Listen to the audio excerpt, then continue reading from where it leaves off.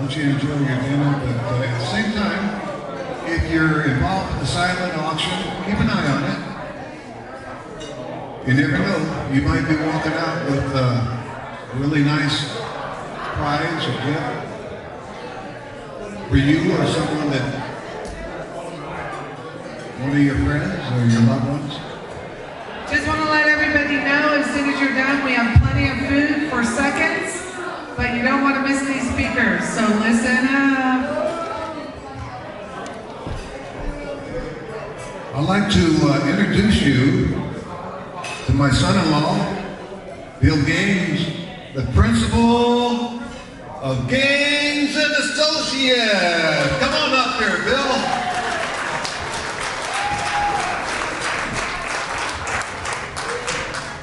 That would be my father-in-law, by the way. Best father-in-law ever, I gotta tell you.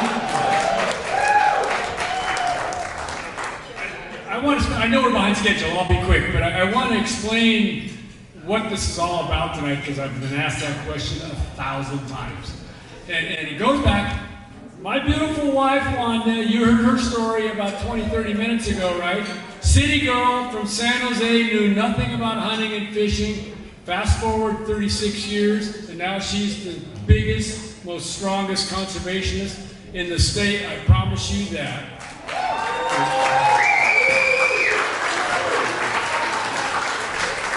You heard the story about the Outdoor View, which is a website that probably most of you in this room have never been on, except for maybe to buy tickets for tonight. She created that website. It was her idea, and that website wasn't about her, it wasn't about me, it wasn't about Gaines and Associates. It was about everybody in this room and trying to find a medium for getting word out for the phenomenal things that the conservation community is doing here in California, and to educate people like she used to be that know nothing about hunting and fishing, know nothing about the North American model of wildlife conservation. This is a website that dumps it up a little bit so that people can realize exactly the wonderful things that hunters and anglers are doing in California for wildlife and their habitats. That's what the Outdoor View is all about. And that was Wanda's idea. If you haven't checked it out, check it out. And every group in this room, if I haven't or she hasn't interviewed you yet, to get your message out on that website, let's talk about that tonight, and we're going to get you on that website with an interview so you can start talking about the good things that your organization is doing. Now, quickly, about tonight. This is my 30th year in the conservation industry. I started as a director of government affairs.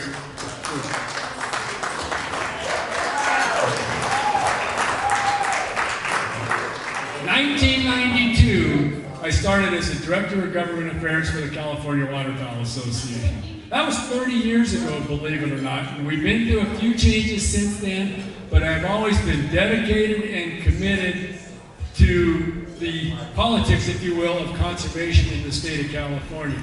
I gotta tell you something, I've seen it all over 30 years, but what I hadn't seen until like the last 6 or 7 years was the conservation community, the organizations that are in this room right now, working together so closely and so tightly, not only to do good things on the ground for wildlife and their habitats, but also when it comes to the halls of California's crazy state capital, Fish and Game Commission, and other places where policy decisions are made which impact wildlife management and impact our ability to hunt and fish in this state. We're working closer than we ever have before, and that's one of the main reasons we're here tonight, is to celebrate the successes we've had over just the last 5, not to mention the last 30 years, but the last 5 or 6 years when we started that close coordination and working together to do good things, not only on the ground, but in the halls of where these decisions are made. Now I want Rick Travis to stand up. Rick with the California Rifle and Pistol Association.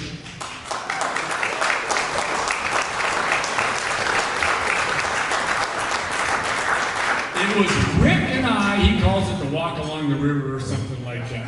But it was Rick and I that came up with and Roy Griffith that came up with the idea of the Hunting and Conservation Coalition 7 years ago, 6, 7? Something like that, yeah.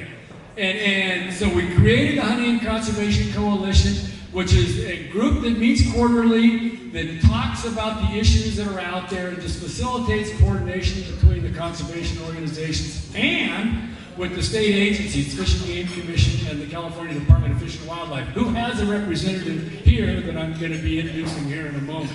Since we've done that, I think our success at the state capitol and our success in front of the Fish and Game Commission has gone through the roof. So that's helped create this partnership. And by the way, the state of Oregon approached us. They go, we like what you're doing in California. We want to create a hunting and conservation coalition in Oregon. They've done that now. Washington looked over the fence and they go, we like what you're doing in Oregon and California. They're creating one in Washington. They've got one started in Colorado, and it all started right here on that walk along the river 6-7 years ago. So thank you for that and the partnership.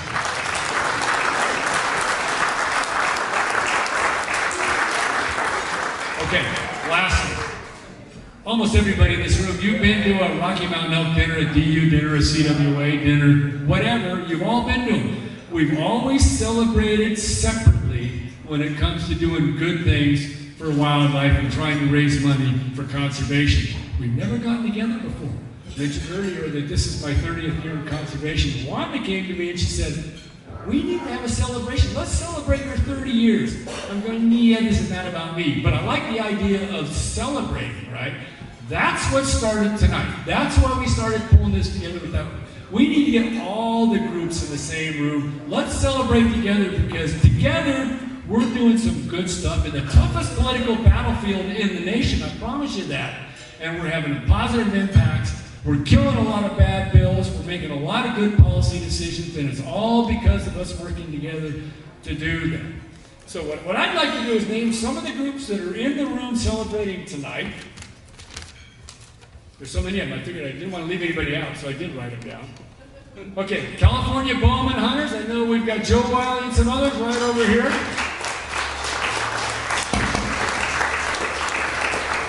We've got the California Deer Association CEO, Dan Wissenhunt, in the back there. California Rifle and Pistol, I've already introduced with Travis. My friends at the California Houndsmen for Conservation, right here. California Hawking Club, there they are. California chapter of the Wild Sheep Foundation, Mike in the back. Ducks Unlimited, Mark Engstrom, their lobby is supposed to be here tonight. I got a text from him about a half an hour ago and said his mom's having some health issues, so he had to have, why are you preaching about that? He was going to be here tonight as well. National Wild Turkey Federation traveled cross country to be here.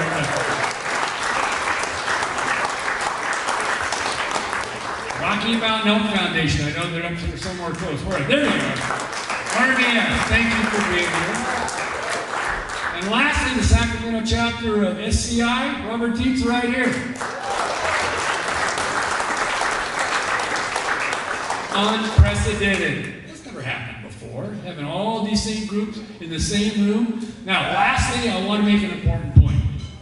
The reason we charged to get people in tonight, thought we'd throw together a small auction, was because we figured we wanted to break even on this, right? We're thinking, holy smokes, we don't want to come out of pocket. You hire a band, you get wine and beer, you serve dinner, you rent the hall, you get insurance, all that kind of stuff. It adds up. A lot of you people in this room have done events, right? So we thought, okay, let's charge, let's do a small silent auction, do a small live auction, and let's cover our costs. Well, that's how it started, but I gotta tell you, the generosity of groups and people that are in this room, it was like we were overwhelmed with donations. Haven't seen the final numbers yet. We are going to do a live auction later. And if you haven't bid on the silent auction, get your butt up and do it, right? But any excess proceeds that come in above and beyond the cost of tonight, we're going to send back to the groups that helped make this event happen. So that's where any excess money's going, is back to everybody that's in this room. Okay, having said all that, if I may, I'd like to introduce our first speaker of the evening, good friend of mine, Chief David Best, Chief of Enforcement for the California Department of Fish and Wildlife. David, come on up. love to hear you say a few words.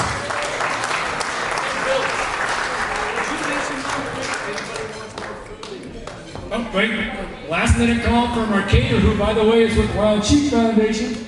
Anybody that wants seconds, get up to the table and enjoy yourself. Now, I do want to say a few things about this gentleman right here.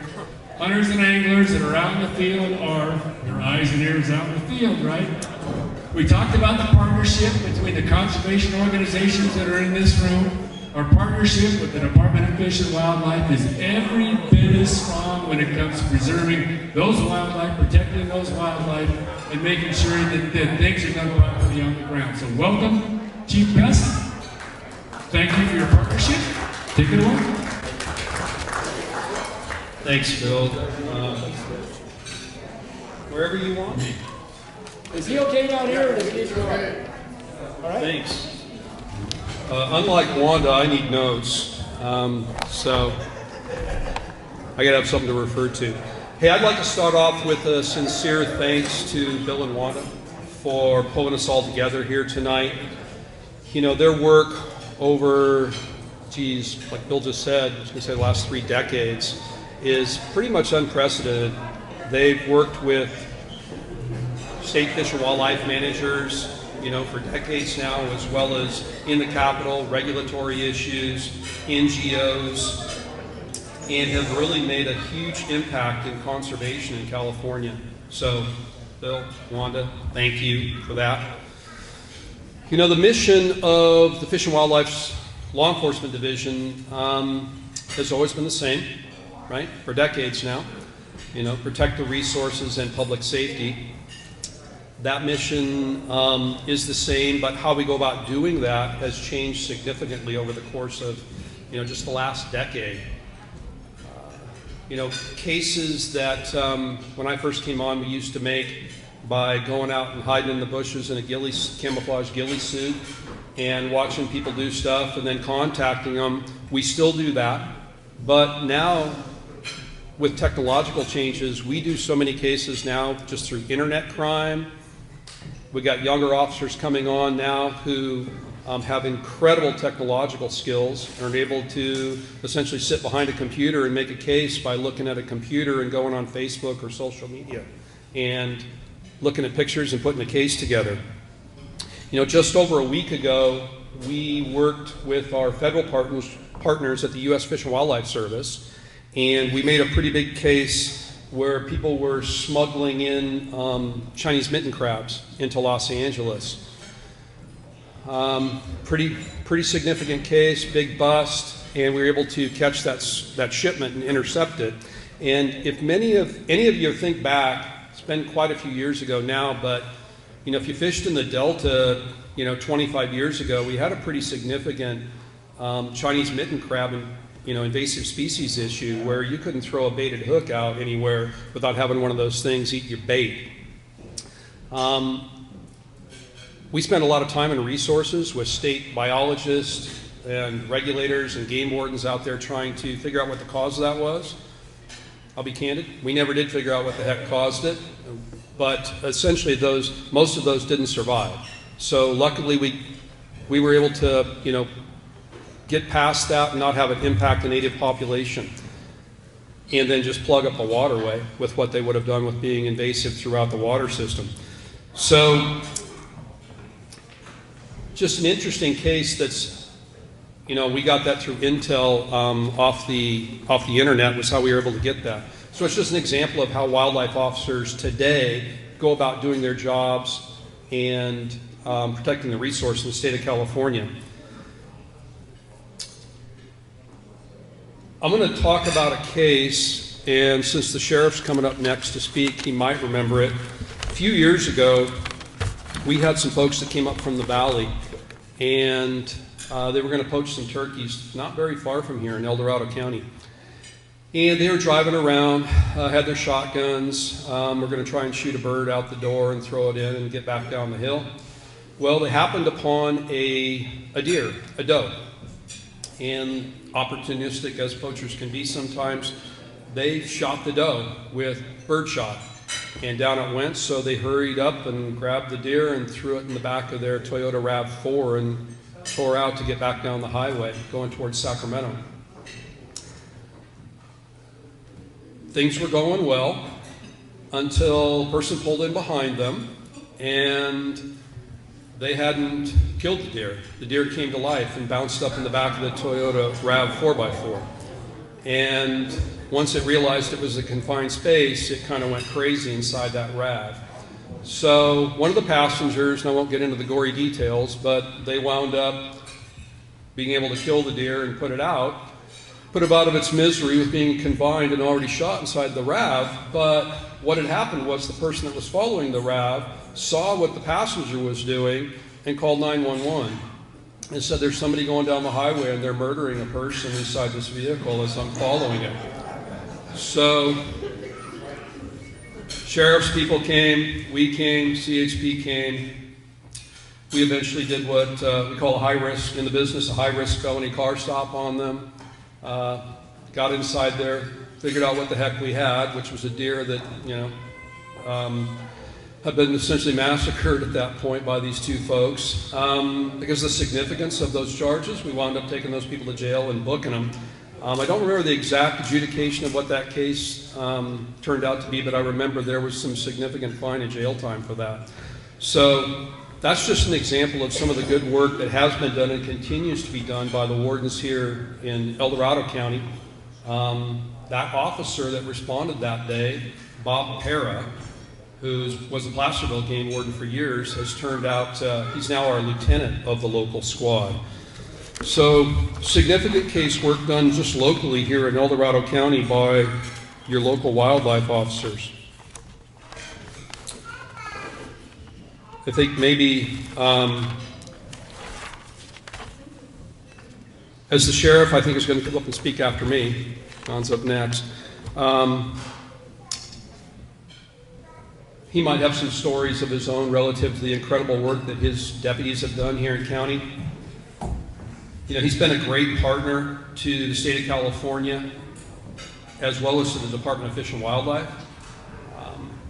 It's been a really, it has been and continues to be an incredible relationship with the El Dorado County Sheriff's Department, a significant partner, which is what you have to have in some counties, some rural counties. You need that relationship with the sheriff's departments, as well as wildlife officers. Everybody comes together to protect the resource, as well as have a public safety protection resource, when you're out at 2 in the morning. We've got now the highest level of game wardens we've ever had in the state of California. We're about 500 now, which is that's a pretty significant bump from 10 years ago. We were about 390. So we're up to 500. We just did some analysis work in the department in the last couple of years, and we hired a private firm to do analysis, and what we figured out was that's about a third of what we need. So they determined we should need about 1,500. We have 5. I'm happy to have 5. Probably won't get to 1,500 in my career. But the men and women in the Department of Fish and Wildlife and the Law Enforcement Division just do an incredible job of protecting the resources across the state. You think about all the different things that we do: protection of habitat, resource protection, protection of wildlife, all of the types of things that we do relative to just wildlife trafficking. From back in the day when I was an undercover officer and we, chased abalone poachers night and day back in the day, 15 years ago. All the way to, we're the lead state agency for, illegal cannabis grows outside. So it's just a really vast array of portfolio of work that we do across the landscape of the state, from obviously Oregon to Mexico and salt all the way to the bordering eastern states. Couldn't be prouder of the work that these men and women do in the law enforcement division, along with their partners all over the state. And in addition, a lot of the conservation work that we're able to do is because of folks like you in the room, right? We know the North American conservation model. We understand it. We know how it was founded. We all know, the incredible work that all started way back in the day, with Teddy Roosevelt, that's brought us to where we are here today. And just thanks to everybody in the room, whether you're connected with an organization or you're just a hunter or angler who buys a hunting or fishing license in this state. That money is what helps keep this department going and this tradition of hunting going and fishing inside the state of California. So a big thank you to y'all for that. Appreciate it. Thank you.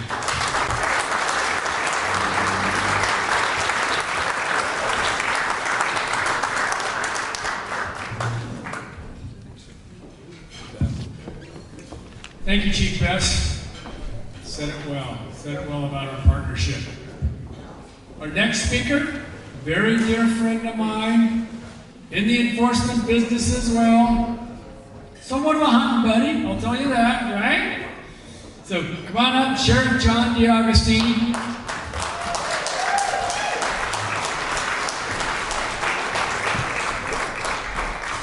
Juan and I have lived in this county for almost 40 years. Tell you what, El Dorado County, best county in the state. And I'll tell you why. One of the main reasons why is because we have somebody named John D'Agostini as our sheriff. So thank you for that, John. And take it away. All right. Thank you, Bill. Thank you, Wanda. A few months ago, Bill came to me and he said, "Hey, what are you doing on the 22nd of October?" I said, "It's opening day, duck season. I won't be here. I'm gone." He says, "No, I want you to talk at a banquet we're going to have, celebrating our heritage, celebrating our conservation." And I couldn't turn it down. So I want to thank you for the honor of being here. I want to thank you guys for what you do. So my name's John D'Agostini, and Bill said, I'm the El Dorado County Sheriff. I've been here about 12 years. I have 69 days left, and I am retiring. So my filter's getting a little small. So, I grew up, I'm fourth generation born and raised in this county. My great-grandparents migrated from Italy, settled out here in South County, in a beautiful part of our county. Some of you may know the Fairplay Wine area. The big lake that's out there, that's where my family settled. I grew up hunting, fishing. It's my heritage. Right now, I'll tell you, I think I have the best dog in this room. My favorite is chasing quail. But if any of you have some good quail hunting property or even pheasants or anything like that, let me know. I'd love to help you out. But I'm up here, I told Bill the other day, I had a nice big speech written about our heritage and our passing it down to our progeny and our generations down the road.